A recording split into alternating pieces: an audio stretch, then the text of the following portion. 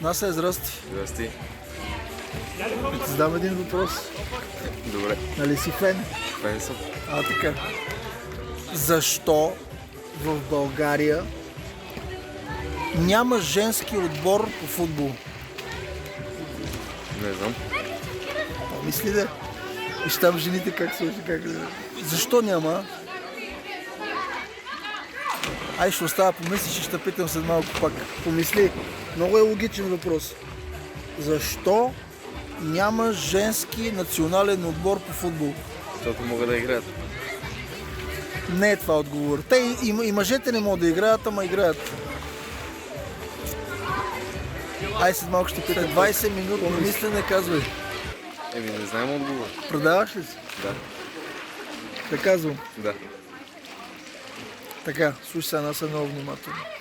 Защо няма женски отбор? Защото ти можеш ли да накараш 11 жени да се облекат еднакво?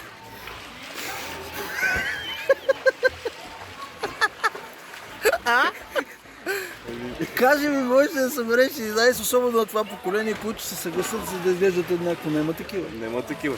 Сега да разбрали защо няма. Разбрах.